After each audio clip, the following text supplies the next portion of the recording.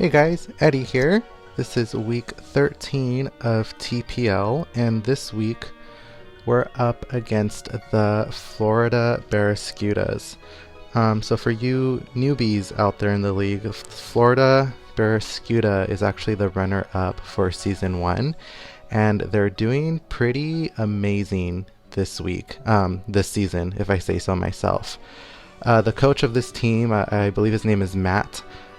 He loves to complain about how there's no good Pokemon left in the free agency list, but in my opinion, he doesn't really need to switch out any of his Pokemon with a free agent, because he has a pretty solid team. He has some really great defensive pivots in Jellicent and Dredagon, and he has some hard hitters in Vigavolt and Bravery.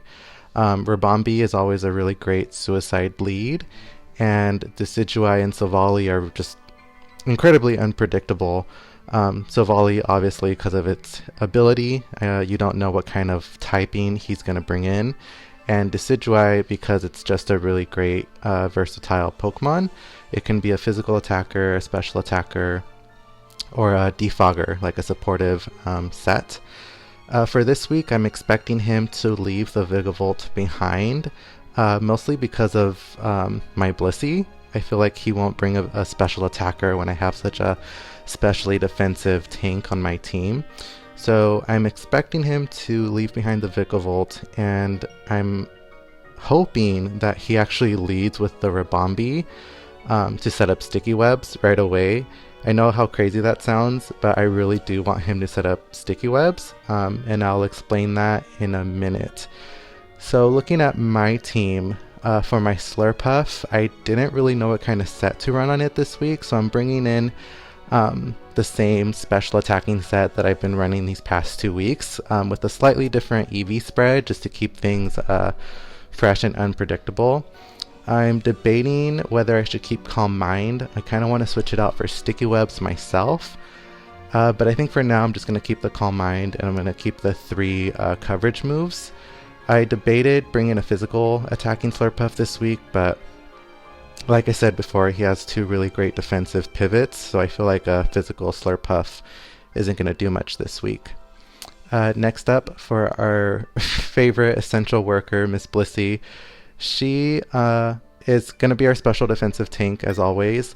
I'm a little hesitant with this set, mostly because Seismic Toss doesn't really do much to 2 of his Pokemon. He does have 2 ghost Pokemon on his team, so Seismic Toss is really risky this week. If I could set up Stealth Rock, that would be great. And I'm running Thunderbolt mostly because in case I get taunted by the Jellicent or one of his other Pokemon, I could still have some one move at least that I can rely on if I get taunted. I might switch it out for Shadow Ball, because it could hit both the Jellicent and the Decidueye for super effective damage, even though obviously it still won't do a lot because Blissey's pretty weak in attacking. But I like the Thunderbolt because it gives me that really small chance of paralysis if I get lucky. Next up, I have our defensive pivot, the Coughing. Coughing has been doing me okay ever since I claimed it from the free agency list. He kind of struggled last week, but he was a very important sacrificial piece in my matchup last week, I would say. This week, I'm hoping he doesn't go down as quickly. I'm really hoping I could set up some Toxic Spikes or maybe even get a Will-O-Wisp off on one of his attacking Pokemon. If I can get a Will-O-Wisp off on the Bravery or the Silvally, that would be phenomenal, but I'm going to try not to rely on it. Coughing is a wild card. He can be really defensive, but last week he went down really fast. Next up, we have our most recent addition, Frostlass. Frostlass did me really great last week, so I decided to keep it on for this week, and I'm running another physical attacking set.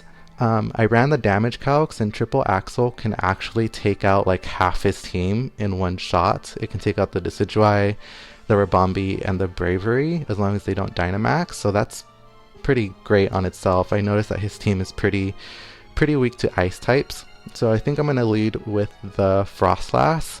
I'm expecting him to lead with either the Rabombi to set up sticky webs or the Dredagon to set up stealth rocks. So if he leads with the Dredagon, I'll taunt. But if he leads with the Rabombi, I obviously can't outspeed it. So I'm hoping that the Rabombi actually gets to set up sticky webs before I take it out with Triple Axle. And I'll explain that in a minute.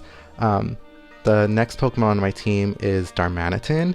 I was debating running the hidden ability Darmanitan this week, the Zen mode, but I figured the Choice Scarf Guerrilla Tactics set is a lot more reliable, mostly because if he does get off that sticky webs, I can still outspeed most of his Pokemon with a Choice Scarf, and I could speed tie a Silvally even with a drop in speed if my damage calcs are right.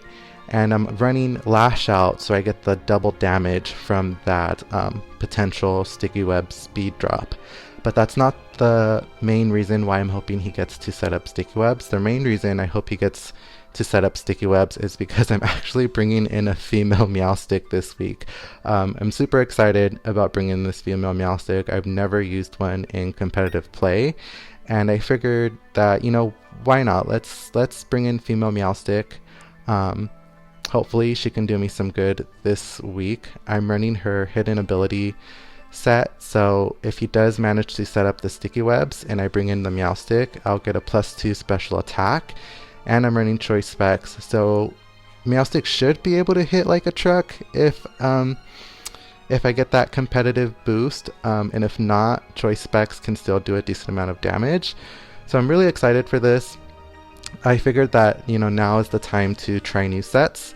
I feel like I'm in a position where if I lose the match, it's not the biggest deal. I still have a really good chance at making playoffs, so I just want to have fun with this match and try things that I haven't tried before.